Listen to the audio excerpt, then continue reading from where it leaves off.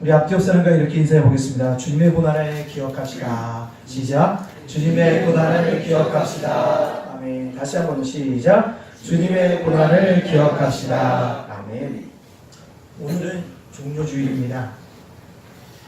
주님의 십자가의 죽음을 위해서 예루살렘으로 입성하시는 날입니다. 입성하실 때 온 백성이 길가에서 호산나 다윗의 자손이여 찬송하리로다 라고 얘기하면서 예수님을 기쁨과 행복의 마음으로 영접했습니다. 그러나 이것도 잠시에 불과했습니다. 며칠 지나지 않아서 그들은 다시 외치기 시작합니다. 예수님을 향해서 뭐라고요? 예수를 십자가에 못 박으라 외치게 되어진다라는 사실입니다. 아이러니하게도 슬픈 역사를 지닌 주일이 바로 종교주일입니다. 영광의 함성이 있었지만 그 함성이 뭐요? 저주의 함성으로 바꿔지는 현장이 일어나는 날이기 때문에 그렇습니다. 주님은 이 모든 것을 아셨습니다. 오늘 예루살렘에 올라갈 때 모든 사람들이 자기를 환영하고 있지만 며칠이 지나지 않아서 십자가에 못 박으라고 외칠 것을 알고 계셨습니다. 그럼에도 불구하고 당당하게 어떻게 합니까? 자신에게 주어진 십자가의 길을 묵묵히 걸어가십니다. 왜 그랬을까요? 우리를 구원하시기 위해서, 우리를 하나님의 자녀로 삼아주시기 위해서, 주님이 스스로가 대속제물로 드려지기 위해서 스스로가 걸어가셨던 그 길이었다는 사실입니다. 우리 주님의 십자가 죽음 때문에 오늘 이 성전에 나와 있는 믿음의 자녀들이 되어졌고 하나님의 백성들이 되어준 줄로 믿습니다. 그러면 한 주간 우리는 어떻게 해야 될까요? 예수님의 십자가의 죽음과 고난을 기억하면서 그 죽음이 나의 죽음이고 나의 부활을 상징하는 것을 깨닫고 한 시간도 예수님의 죽음과 십자가의 고난을 묵상할 수 있는, 기억할 수 있는 저와 여러분이 되어지기를 간절히 소원합니다. 그래서 부활주일날 우리가 뭐가 있냐면 성찬 예식이 있습니다. 경건하게 마음을 우리가 뭐합니까? 다 참여하셔야 합니다. 그래서 먼저 뭐하면 주님의 고난과 죽음에 우리가 동참해야 합니다. 오늘 본 말씀은 예수님께 우리 죄를 위해서 십자가에 지시기 몇 시간 전에 일어났던 사건입니다. 가룟 유다와 뿐만 아니라 베드로를 비롯한 모든 제자들이 함께 예수님께 있었지만 예수님이 잡히셨습니다. 예수님이 잡히시니까요, 베드로도 가룟 유다도 모든 제자들도 뭐합니까? 예수님을 배반하고 다 뭐합니까? 도망가려고 말아버립니다. 가룟 유다도 예수님의 제자였지만 실패했고 예수의 수제자였던 베드로도 뭐였습니까? 실패하였다는 사실입니다. 근데요, 이들이 그렇게 실패했지만 그 이후에 삶의 결과가 달라진 것들을 우리가 볼 수가 있습니다. 가룟 유다는 돌이키지 못했고 베드로는 돌이켜서 주의 일들을 감당하는 믿음의 사람들이 되어졌다는 사실입니다. 사랑하는 성도 여러분들, 그렇습니다. 때때로 우리가 뭐합니까? 실패의 자리에 앉아 있을 수 있습니다. 낭망의 자리에, 절망의 자리에 앉아 있을 수도 있습니다. 근데 중요한 게 뭡니까? 회복되어지고 다시 돌이켜서 삶을 살아가는 것, 그것이 바로 믿음의 삶이라는 사실입니다. 오늘 저와 여러분들이 과거에 저주받은 삶에서 돌이켜서 현재 영생의 축복을 누리는 것이 얼마나 큰 축복이를 깨닫는 귀한 말씀을 되어질 수 있도록 오늘 이 말씀을 듣고 삶이 변화되어지고 회복되어지는 은혜가 있기를 간절히 소원합니다. 먼저 살펴볼 것은 가룟 유다의 실패입니다. 누구의 실패라고요? 가룟 유다의 실패입니다. 오늘 본문에 있는 말씀 43절과 44절, 45절 세 절인데 우리 같이 읽게 있습니다. 시작! 예수께서 말씀하실 때 곧 12 중에 하나인 유다가 왔는데 대제사장들과 서기관들과 장로들에게서 파송된 무리가 검과 뭉치를 가지고 그와 함께 하였더라. 예수를 파는 자가 이미 그들과 부호를 짜 이르되 내가 입맞춘 자가 그이니 그를 잡아 단단히 끌어가나 하였는지라. 45절입니다. 이에 와서 곧 예수께 나와 납비어하고 입을 맞추니. 아멘. 예수의 제자였던 가룟 유다가 대장들과 장로들과 서기관들과 모의합니다. 내가 예수님 곳으로 계신 곳으로 인도하였더니 내가 입을 맞춘 자가 예수님인 줄 알고 그를 뭐하라? 잡으라라고 얘기하고 있습니다. 입을 맞추는 자가 누구라고요? 예수님이라는 사실을 분명하게 심어줍니다. 그리고요, 가론유다는 대제사장들과 서기관과 장로들을 이끌고 검과 뭉치를 들고 뭡니까? 예수께로 갑니다. 그리고 예수를 보자마자 배신의 입맞춤을 하고 있습니다. 랍비요라고요. 그저 뭐합니까? 그를 따르었던 대장들과 서기관과 장로들을 따랐던 군인들이 그를 뭐합니까? 잡는 것들을 보게 되어집니다. 왜 가론유다가 예수님을 배반했을까요? 그는 예수님 그리스도임을 발견하지 못했기 때문에 그렇습니다. 자기가 따르고 알고 있었던 메시아가 아니었기 때문에 그렇습니다. 가론유다가 알고 있었던 메시아는 어떤 메시아였습니까? 정치적인 메시아였다는 사실입니다. 이스라엘 백성들을 로마의 압제에서 구원할 다윗과 같이 강력한 메시아를 원했는데 예수님은 그렇지 않으셨습니다. 말씀하실 때마다 난 곧 십자가에 죽는다. 죽은 지 며칠 만에 사흘 만에 살아날 거다라고 얘기합니다. 도무지 가론유다로서 이해할 수가 없는 일이에요. 저렇게 나약하다니. 내가 믿은 사람이 저런 사람이었다니. 내가 따르던 사람이 저런 초라한 사람이었다니 라고 그 기대에 못 미치자 예수님을 은 30에 뭐합니까? 팔아 넘겨버리고 말았다는 사실입니다. 세상의 불신자들이 뿐만 아니라 교회에 다니는 사람들도 이렇게 가론유다처럼 생각을 가진 사람들이 많이 있음을 보게 되어집니다. 기독교를 선행이나 구제, 사회활동을 하는 단체로 한정하여 착각하고 있습니다. 물론 이런 일이 나쁜 일은 아닙니다. 물론 교회가 이런 선한 일을 해야 하는 것은 맞습니다. 그러나 그것은 기독교의 본질이 아닙니다.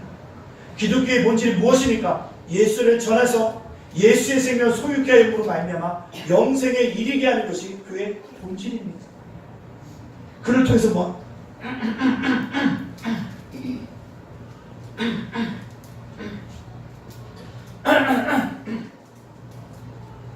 그것들을 통해서 저주받은 자가 영생을 얻게 하는 것, 그것이 바로 교회의 본질이었다는 사실입니다.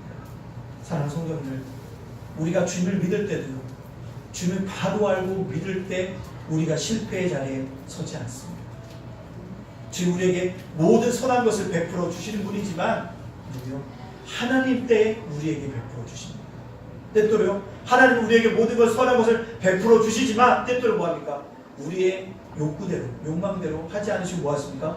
거절하실 수도 있습니다. 더 좋은 삶을 나에게 주시기 위해서 뭐합니까? 다른 삶을 선택할 수 있도록 기회도 주시는 분이 하나님이라는 사실입니다. 가론유다의 실패는 자기의 기대에 따르지 않은 예수를 보면서 실망했다는 사실입니다. 우리도 꼭 기억해 주십시오. 신앙생활이라고 하는 것 내 기대를 따라서 하는 것이 아니라 누구요? 말씀의 기대를 따라서 하는 것입니다. 자기 중심대로 살아가는 신앙생활하는 것이 아니라 누구요? 하나님 중심으로 신앙생활하는 것이 참된 신앙생활이라는 사실입니다. 우리에게 그것이 제일 중요해요. 신앙이 내 중심이 아니라 누구 중심이라고요? 하나님 중심입니다. 하나님 중심이라는 표현을 다른 말로 하면 교회 중심이라는 사실입니다. 이것이 우리가 해야 될 일이라는 사실입니다. 가론유다는 그걸 깨닫지 못했습니다. 자기의 기대에 미치지 못하니까 예수님까지도 뭐합니까? 팔아버리고 말았다는 사실입니다. 사랑하는 성도 여러분들, 우리도 예수 믿는 분명한 목적들을 기억하고 나아가야지만 가론유다처럼 실패의 자리에 서지 않는 믿음의 사람들이 되어줄 줄로 믿습니다. 후에 예수님 가론유다가 예수를 한 것을 후회했어요. 은사집을 먹다 제사장들 뜰에다 던지고 도망갑니다. 양심의 가책을 받은 것입니다. 그리고 어떻게 합니까? 자살합니다. 근데요, 자살로 모든 것이 보았을 때는 모든 것을 뉘우쳤다라고 했지만 그렇지 않을 수 있어요. 제가 참 요즘에 드라마를 결론들을 나는 거 보면 참 마음이 아파요. 왠지 아십니까? 드라마 주인공분들이 자살로 끝나는 드라마가 꽤 많아요. 굉장히 자살을 미화합니다. 잘못됐다라는 거예요. 청소년들에게 알게 모르게 심어주고 많은 사람들이 알게 모르게 자살을 미화하는 것들을 발견하게 되면 마음이 무척 아픕니다. 사랑하는 성도들, 자살은 뭡니까? 회개가 아니라는 사실을 알아야 합니다. 온전히 돌이킨 것이 아닙니다. 돌이켰다고 한다면 뭐합니까? 새로운 삶으로 살아가야 되는데 그렇지 않았습니다. 뉘우치는 일이 아니었다는 것. 죽음으로 모든 것이 끝난다고 생각하는 것은 어리석은 일이라는 사실입니다. 왜요? 히브리서 9장 27절에 이렇게 얘기하기 때문에 그렇습니다. 우리 다 같이 한번 읽어볼까요? 히브리서 9장 27절입니다. 시작! 한번 죽는 것은 사람에게 정해진 것이요 그 후에는 심판이 있으리니. 아멘. 한 번 죽는 건 사람에게 누군가에게 정한 것입니다. 태어나면 반드시 죽습니다. 그 위에 뭐가 있다고요? 심판이 있다는 사실입니다. 우리는 가룟유다처럼 실패해서 후회만 하는 그런 실패의 인생들을 살아서는 안 됩니다. 돌이켜야 합니다. 하나님 앞에 돌이켜서 뻔뻔스럽지만 서야 되는 것입니다. 그게 뭡니까? 복음인 거예요. 신앙생활은 자기 중심이 아니라 하나님 중심적으로 해야 합니다. 성경이 말하고 있는 하나님 말씀대로 뭔가 신앙생활을 하면 되어지는 것입니다. 이렇게 성도 여러분들, 오늘 말씀을 통해서 영적인 성장을 이루어갈 수 있기를 간절히 소원합니다. 내 기대가 아니라 누구요? 하나님의 기대를 가지고 살아갑시다. 두 번째요, 살펴보고 쓴 베드로의 실패입니다. 베드로도 실패했다는 것입니다. 수제자인데 실패했다는 것입니다. 예수를 쫓아다닐 때 정말 열심이었던, 아주 투박하고 열정적이었던 사람인데 실패했다는 사실입니다. 베드로가 왜 실패했을까요? 오늘의 본문에 보면 그 실패의 원인이 두 가지로 나타나게 되어진 것을 볼 수가 있습니다. 베드로의 실패의 원인은 바로 29절에 제가 본문에 나왔지만 제가 읽겠습니다. 29절에 베드로가 여짜오되 다 버릴지라도 나는 그리하지 않겠나이다. 베드로가 여짜오되 다 버릴지라도 나는 뭐하지 않겠다? 그리하지 않겠나이다. 모든 사람이 예수를 배반할 것이고 떠날 것이지만 나는 결코 주를 뭐하지 않겠다? 배신하지 않겠다는 것입니다. 여기 있는 제자들이 다 예수님을 떠난다 할지라도, 예수님이 그토록 사랑하는 요한도 주님을 배반한다 할지라도 나는 배반하지 않겠다는 고백인 것입니다. 이 고백을 들어보면 훌륭한 사람인 것 같아요. 그대 미워하지만 그 고백 속에는 철저하게 뭡니까? 비교의식을 가지고 있다는 것입니다. 다른 사람들보다 꼭 뭡니까? 나를 돋보이기 위해서 쓰는 목표가 뭔가 비교인 거예요. 비교입니다. 이런 성격을 가진 사람은 늘 피곤하다는 것입니다. 왜요? 남들보다 더 나아야 되기 때문에. 그렇지 못하면 자기 삶은 어떻습니까? 짜증스럽습니다. 스트레스를 받습니다. 좌절합니다. 세상 나보다 잘난 사람들, 잘생긴 사람들, 똑똑한 사람, 부유한 사람, 재능이 많은 사람들을 존재한다는 것을 인정하지 않으려고 합니다. 근데 존재하더라는 것이죠. 비교의식이 있으면 뭐합니까? 실패한다는 것입니다. 베드로가 부활하신 주님을 만났을 때 내가 나를 사랑하느냐라고 주님이 3번 물으셨어요. 그때 베드로가 뭐합니까? 내가 주님을 사랑하는지 주님이 아시지 않습니까? 라고 얘기하면 거기까지 얘기했으면 베드로가 참 좋았을 텐데 베드로가 묻잖아요. 뭐라고요? 네가 나를 위해서 그전에는 마음대로 하였지만 나를 위해서 띠띠고 몸에 두고 살 것이라고 얘기하면서 묻는 게 뭡니까? 그 다음 주님이 그토록 사랑하셨던 요한은요? 라고 묻는다는 것입니다. 요한은 어떻게 됩니까? 라고 묻는다는 겁니다. 부활의 주님을 만났음에도 불구하고 여전히 비교의식에 사로잡혔던 누구요? 베드로는 것을 보시게 되어집니다. 사랑하는 성도님들, 우리가 신앙생활할 때, 사회생활할 때도 늘 뭐합니까? 비교의식하면 뭐합니까? 우리가 실패하고 넘어질 수밖에 없습니다. 교회 안에서도 말해요. 나한테 비교하면 안 돼. 누구보다 내가 더 낫지 않아.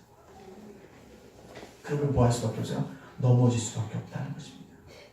비교의식을 가진 사람은 열등감이나 우월감을 가지고 살아갑니다. 이 비교의식이 결국 베드로를 뭐요? 실패의 자리로 인도했다는 사실을 알아야 합니다. 따라서 우리 뭐합니까? 비교의식을 버릴 수 있는 믿음의 사람이 되어져야 합니다.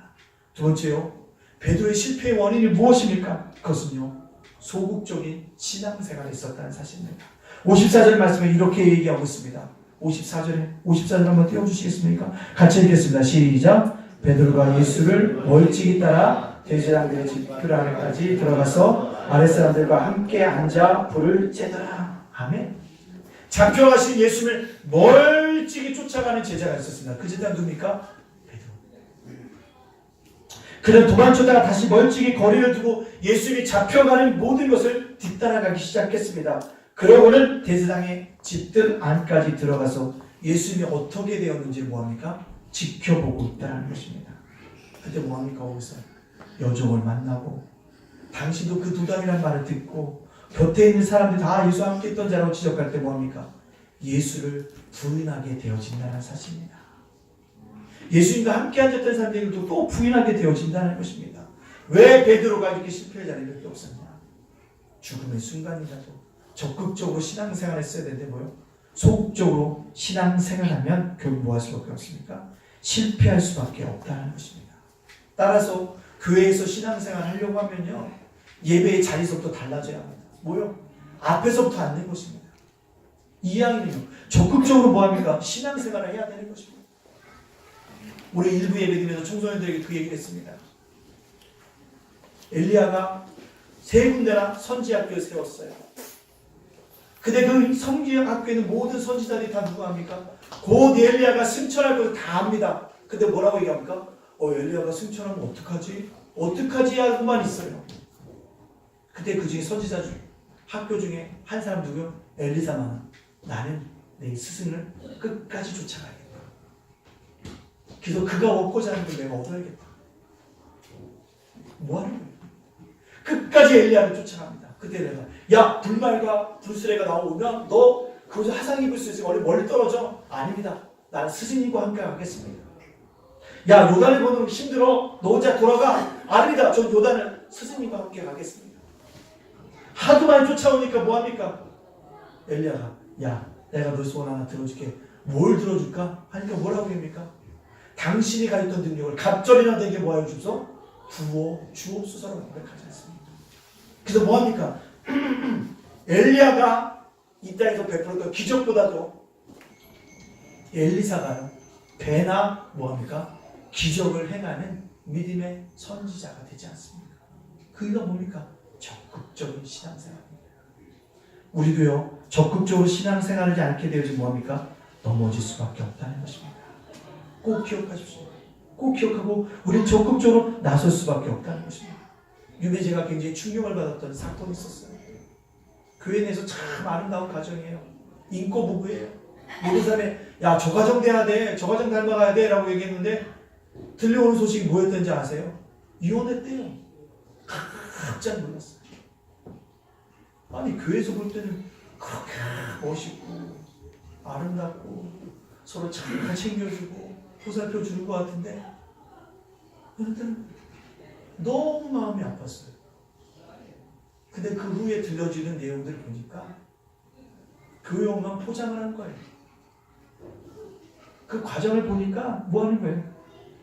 멀어질 수밖에 없었다는 것입니다. 한 번에 멀어지거나 점점 점차적으로 뭐 하고 있다가 멀어지고 있었다는 거죠. 뭐에서? 가정 속에서. 사랑하는 성도님들, 이겁니다. 우리가 신앙생활도 한 번 멀어지기 시작하면 한 번 있는 것이 아니라 점점 멀어지게 됐다는 것입니다. 그렇기 때문에 우리 뭐합니까? 적극적으로 나가야 합니다. 그래서 저희가 뭐합니까? 매주마다 가정예배 드리기 운동을 하고 있잖아요. 왜? 신앙교육도 마찬가지입니다.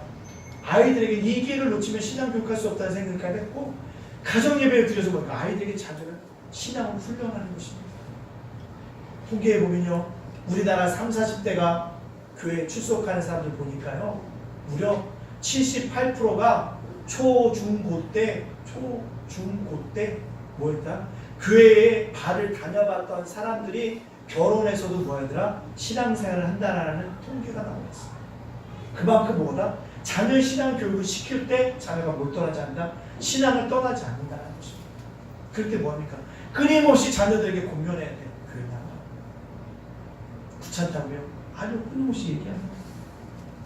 이것이 좋은 부모는 뭡니까? 신앙으로 살아라 끊임없이 공면하는 부모가 좋은 부모인 거예요. 나중에 믿으라고 공면하는 것은 어리석음이라는 사실을 알아야 합니다. 꼭 기억하십시오. 자녀가 아무리 세상에 부귀영화를 다 가졌다 할지라도 예수님과 관련하는 삶을 살아간다면 그건 어리석은 삶에 불과합니다. 아무것도 아닌 삶이라는 사실을 우리는 알아야 하는 것입니다. 따라서 우리 누구입니까? 신앙생활도 적극적으로 할 수 있도록 뭡니까? 모범을 보일 수 있는 믿음의 사람이 되어져야 합니다. 그래야지만 우리가 뭐 할 수 있습니다. 실패의 자리에 서지 않는 믿음의 사람들이 되어줄 줄로 믿습니다. 그렇다면 베드로는 실패만 끝났습니까? 아니에요. 회복되어졌다는 것입니다. 왜 실패한 베드로가 다시 회복할 수가 있었습니까? 어떻게 회복했습니까? 그 원인이 무엇입니까? 자신에게 있지 않았습니다. 말씀을 기억했기 때문이었습니다. 뭐였기 때문이고요? 말씀을 기억했기 때문이었습니다. 오늘 본 말씀 72절에 베드로에 대해서 이렇게 얘기하고 있다는 사실입니다. 72절부터 다 같이 읽겠습니다. 시작. 달이 곧 두 번째 웃더라.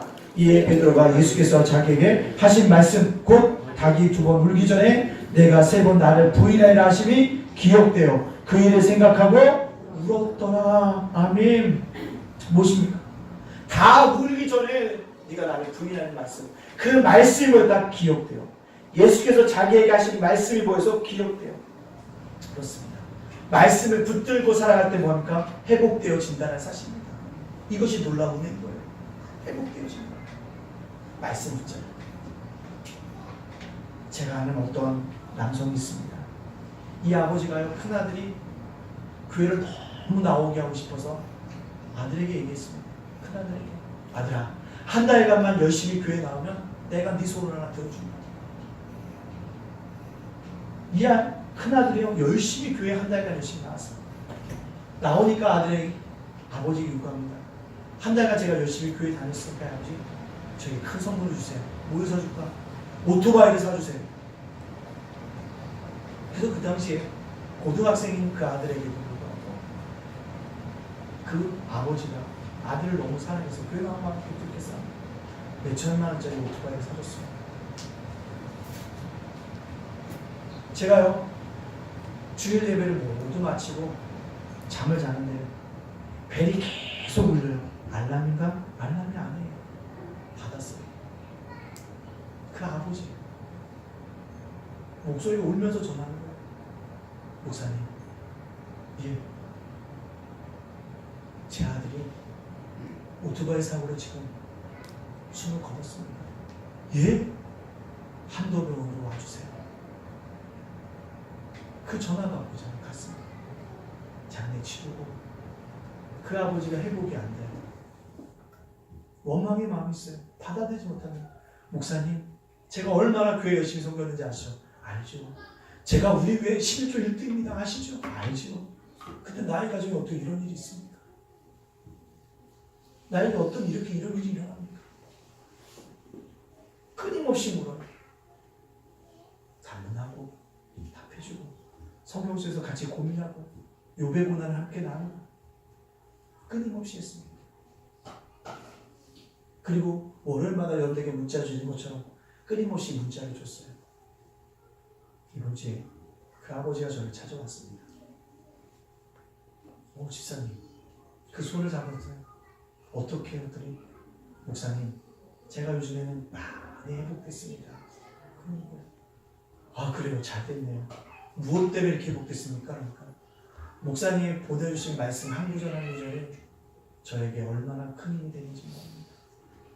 그 말씀을 붙잡고 살으니까 때때로는 일하기 싫어도 다시 일어나야겠구나.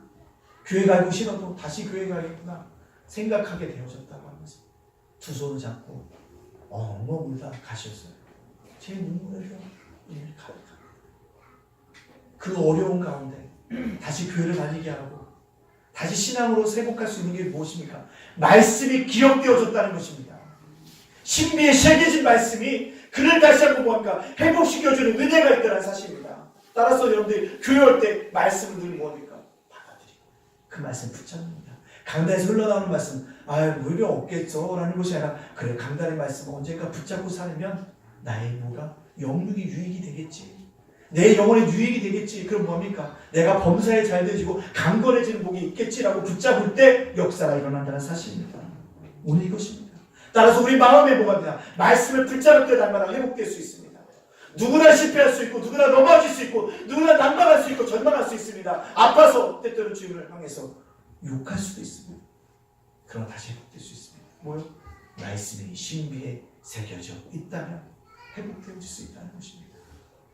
베드로가 회복되어졌던 이 원리를 깨달아서 날마다 우리 말씀 속에, 마음속에 말씀을 붙잡고 신비에 새길 수 있는 우리 모두가 되어짐으로 말미암아 어떠한 순간에서도 믿음으로, 말씀으로 회복되어질 수 있는 우리 모두가 되어져야 합니다. 그래서 시편 119편 9절에 뭐라고 얘기합니까? 한번 읽어볼까요? 119편 9절입니다. 시작! 청년이 무엇으로 그의 행실을 깨끗하게 하리이까? 주의 말씀만 지킬 따름이니이다. 아멘. 청년이 그의 행실을 깨끗하게 하는 거 뭐라고? 주의 말씀만 따르려고 지킬 따르려고 얘기합니다. 시편 119편 11절에도 얘기합니다. 시작! 내가 주께 범죄하지 아니하려 하여 주의 말씀을 내 마음에 두었나이다. 범죄하지 않고 주의 말씀을 어떻게 해요? 내 마음에 두었을 거예요. 은혜가 있다는 사실입니다. 두 번째요. 베드로가 회복된 원인은 무엇입니까? 그를 향한 주님의 중보 기도가 있었기 때문에 그렇습니다.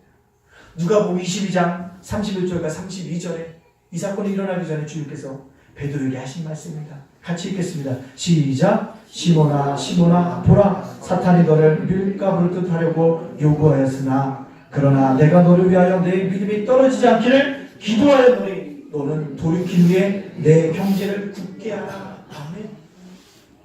세상 사람이 나를 누구라냐 그랬대. 아니 너희는 나를 누구라냐 했대. 베드로가 뭐라고 고백합니까? 주님 그리스도시요 살아계신 하나님의 아들입니다. 다 주를 버리던 나는 주를 버리지 않겠습니다라고 고백했던 그 베드로 앞에 주님이 하셨던 얘기입니까? 너는 사탄에게 넘어질 것이다. 사탄이 밀부로 너를 가르치고 있다라고 얘기합니다. 그러나 중요한 건 내 믿음이 떨어지지 않도록 누가요? 주님이 기도하신다라고 약속하고 있다는 것입니다. 그렇습니다. 주님이 베드로를 향하신 이 중보 기도 때문에 베드로가 뭐 할 수 있었다고요? 회복되어질 수 있었다는 사실입니다. 그렇기 때문에 뭐요? 중보 기도의 힘은 큰 것입니다. 우리가 수요일마다 자녀를 위한 기도를 합니다. 날마다 기도하지만 자녀가 변하지 않는 것처럼요? 아닙니다. 분명히 중보 기도와 힘이 있기 때문에 변케 되어지는 은혜가 있게 되어질 줄로 믿습니다. 우리 중보의 기도의 힘은 뭔가? 끊임없이 강합니다. 이탈리아의 밀라노의 한 성당에 어떤 여인이 찾아와서 통곡하면서 웁니다. 설교 준비를 하고 있었던 그 당시에 밀라노 성당에 감독했던 암브로스가 설교 준비를 할 수 없어요. 그토록 그 여인이 웁니다. 암브로스 감독이 통곡하며 울고 있는 그 여인 곁에 앉아서 조용히 그 여인이 통곡하는 기도가 끝나게 기다립니다. 한참 울다가 그 여인의 기도가 끝날 때쯤 암브로스 감독이 여인에게 묻습니다. 왜 이렇게 통곡하면서 울고 계십니까? 그랬더니 통곡하면서 우는 그 여인이 얘기합니다. 뭐라고요? 제 아들이 창녀와 결혼을 했다고 합니다. 아 그렇군요. 근데요 그것도 모자라서 이단에 빠졌다고 합니다. 그래서 너무나도 안타까워서 울고 있습니다 라고 얘기합니다. 그때 암브로스 감독이 그 여인에게 이런 얘기합니다. 걱정하지 마세요. 성도님, 기도하는 자의 자식은 결코 망하지 않습니다. 기도하는 자의 자식은 결코 망하지 않습니다. 통곡하면서 기도한 여인은 모니카였고요. 모니카가 아들은 후에 성 어거스틴이라고 불리우는 사람이 되어졌다는 사실입니다. 기도의 힘이 있다는 것입니다. 중보 기도의 힘이 있다는 것입니다. 그거기 회복되어지는 은혜가 있다는 사실입니다. 이런 주님의 중보 기도가 있었기 때문에 베드로가 회복되어지는 은혜가 넘쳐나게 되어졌다는 사실입니다. 그리고 합당한 전도자가 되어서 그가 설교할 때마다 3,000명씩 5,000명씩 돌이키고 회개하는 역사의 주인공이 되어졌다는 사실입니다. 우리는 과거의 모습이 중요한 것이 아니라 현재의 모습이 중요하다는 사실입니다. 현재 오늘은 베드로가 예수님을 부인하고 있었지만 주님은 아셨습니다. 그가 그 자리를 다시 훌굴 털고 일어나서는 자신을 위해서 복음을 전파할 아름다운 사역자가 될 것을 알고 있었기 때문에 끊임없이 그를 향해서 기도하심으로 말미암아 베드로가 회복되어지는 은혜가 나타나게 되었다는 사실입니다. 우리도 회복의 은혜를 경험하기 위해서는 중보의 기도를 해야 합니다. 누군가에게 중보 기도가 필요합니까? 중보 기도를 해주셔야 합니다. 심리학 용어 중에 회복의 탄력성이라는 말이 있습니다. 우리나라에서는 2006년도, 5년도에 굉장히 많이들 쓰였던 용어입니다. 회복의 탄력성이 뭡니까? 원래 제자리로 되돌아가는 힘을 일컫는 말입니다. 이 용어는 주로 시련이나 곤란을 이겨내는 긍정적인 힘을 의미하는 말로 쓰였습니다. 회복의 탄력성을 얼마나 가졌냐에 따라서 인생의 가치가 달라진다고 얘기하고 있다는 것입니다. 해리포터 시리즈를 썼던 조앤 롤링이라는 여성이 있습니다. 그녀는 매일 끼니를 걱정했던 이혼녀입니다. 근데 그녀의 가치관이 하나 있습니다. 인생의 가치관이 뭔지 아십니까? 항상 잘 나가는 것이 아니라 굴곡으로 얼룩진 마라톤 코스를 잘 완주하는 것이 인생의 가치다. 항상 잘 나가는 것이 아니라 굴곡으로 얼룩진 마라톤 코스를 잘 완주하는 인생. 거기에 뭐가 있다? 가치가 있다. 그래서 한 번도 끼니를 굴고 이혼녀였지만 굴곡진 삶에 대해서 그렇게 뭡니까? 낭망하지 않았다는 거죠. 그래서 회복되어서 뭘 썼습니까? 헬리포로 시리즈를 썼다는 것입니다.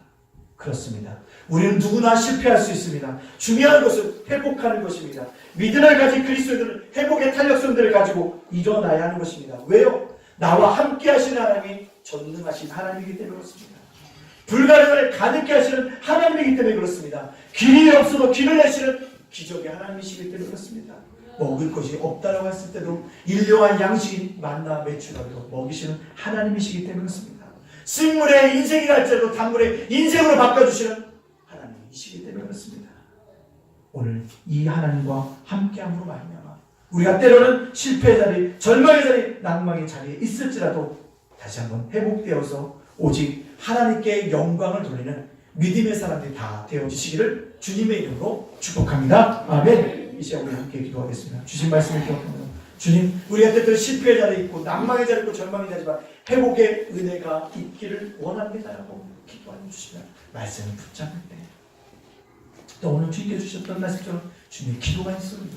회복되어진 은혜를 경험하기 원합니다라고 이 시간 우리 옆에 주님 앞에 간절하게 주신 말씀을 결단의 기도 앞에 올리도록 하겠습니다. 사랑의 은혜를 복수하시는 하나님 감사합니다. 그렇습니다. 때때로 우리가 넘어질 때가 있습니다. 때때로 우리가 실패할 수가 있습니다. 그때마다 주님 우리가 다시 한번 나오겠습니다. 회복의 탄력성을 가지고 회복되어지는 아름다운 내 삶이 될 것을 아버지에게 나를 주시는 인도하여 주시는 게 역사를 일어나기 원합니다. 이것이 우리에게 필요합니다. 이것이 우리에게 필요합니다. 이것이 우리에게 필요합니다. 아버지 하나님 우리의 끝까지 역사에 우리가 믿음을 가지고 회복되어지는 게 역사에 기도를 했습니다.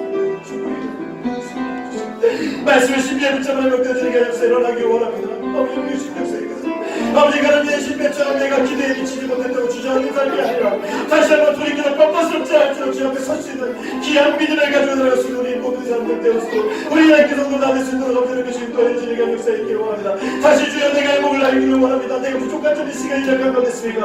다시 회복의 탄력성을 회복하는 것이 역사에 일어날 수 있도록 아버지 하나님께 주시고 인도해주시는 게 역사에 나타날 수 있도록 우리 삶을 주여 주고 인도해주시는 게 역사에 있게 주시옵소서. 감사드리며 예수님의 이름으로 축복합니다. 두 번째로 기도하면서 우리 주님의 고난에 동참하는 믿음의 사람들이 되게 해달라고 이번에 고난주간을 맞이해서 우리 여기서 바라보며 이 시간 함심에서 기도하도록 하겠습니다. 사랑하는 내가 복수하시라니 감사합니다. 우리가 고난에 아버지에 동참하기를 원합니다. 주님이 나를 위해서 죽으셨습니다. 십자가를 지셨습니다. 주님의 죽음이 나의 죽음이고 주님의 부활이 나의 부활인 것을 믿고 아직까지 주의 죽음의 꿈과 고난을 묵상하면서 우리가 경건하게 보라기를 원합니다. 아버지 자제하기를 원합니다. 인터넷도 자제하고 TV도 자제하고 우리가 어제는 죽음도 자제하고 오직 주님의 죽음과 묵상할 수 있는 아름다운 믿음에서 믿음의 삶 나를 수 있도록 하나님께 주님도 알지가 역사에 있기보다 주님의 고난을 기억하게 해주시고 주님의 죽음을 기억하고 내가 어디서 복잡할 수 있도록 인도해 주옵니다. 성경 겸손하게 나를 위해서 제주도 주님 바라보며 온전히 바라보며 하나님 앞에 나라가 승리하는 믿음과 하나님 수 있도록 인도해 주시면 하나님의 역사를 하시도록 이렇게 수 있도록 시간 역사에 있게 하여 주시옵소서. 은혜가 있고 내 목의 역사에 있기를 원합니다. 하나님의 놀라운 역사에 있게 하여 주시옵소서. 감사드리며 예수님으로 축복합니다. 찬송가 우리 50장 찬양하시면서 준비하시는